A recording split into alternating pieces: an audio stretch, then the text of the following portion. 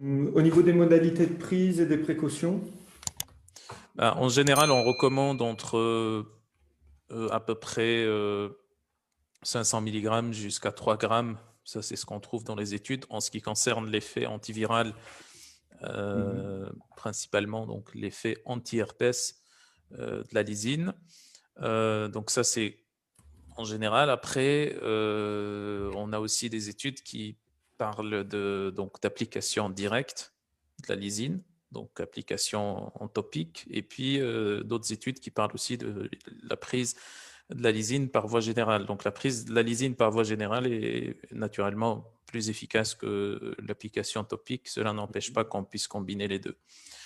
Euh, Par rapport à d'éventuelles précautions, il n'y a pas vraiment beaucoup de problématiques par rapport à la lysine, si ce n'est, euh, on va dire principalement deux choses. Les patients qui sont atteints de VIH, de SIDA, Mhm. donc ils devraient éviter de prendre des suppléments de lysine, en tout cas des doses assez élevées de lysine, puisque ça a été montré que ça augmente la charge virale. Comme je l'avais dit au départ, Mhm. on a certains virus, dont ceux que j'avais cités auparavant, qui se répliquent en cédant de l'arginine, par exemple. Oui.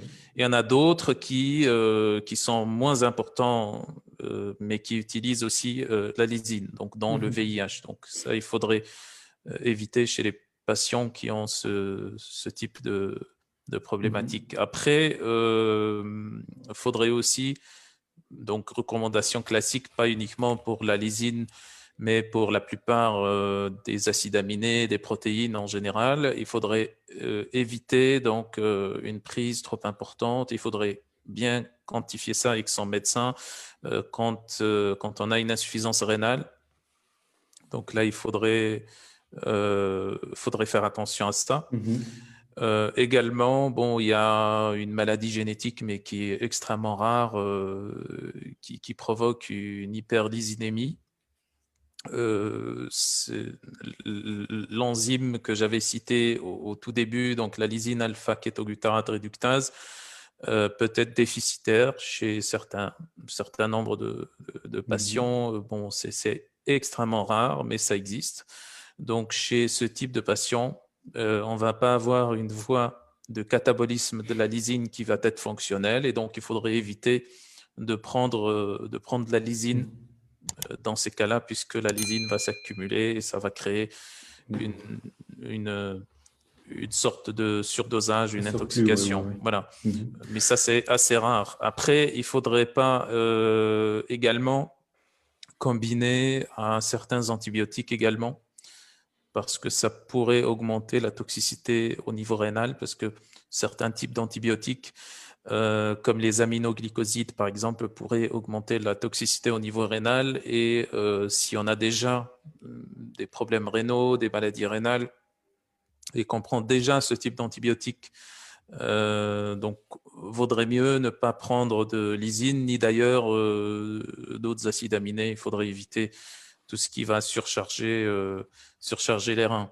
Mhm. Et donc, dernière précaution, surtout par rapport à l'effet antiviral. Donc, on a dit que l'effet antiviral, c'est par rapport à euh, donc le remplacement de la lysine, de l'arginine par la lysine Mhm. dans la réplication virale. Donc, à ce moment-là, il faudrait éviter de prendre des compléments, des produits qui contiendraient de l'arginine parce que ça réduirait l'efficacité de la lysine. Lysine. Et aussi, si possible, aussi réduire la quantité des aliments qui sont riches en arginine, notamment, par exemple, le chocolat, les arachides, les noix, les graines. Donc, c'est ceux qui sont vraiment les plus riches en arginine. Donc, ça, il faudrait éviter pour Mhm. pas diminuer l'efficacité de la lysine en tant qu'antiviral. Pour les femmes enceintes ou allaitantes? Ça ne pose pas de souci Ok. puisque c'est un acide aminé en fait qu'on Mhm. trouve en grande quantité dans l'alimentation. Je rappelle que dans l'alimentation, au moins dans les pays occidentaux développés, on a à peu près entre 8 à 10 grammes de lysine comme consommation journalière. Donc, en moyenne, on consomme 8 à 10 grammes de lysine. C'est pour ça que la carence en lysine est extrêmement rare. Dans d'autres pays moins développés, on peut arriver jusqu'à moins de 1 gramme par jour de lysine.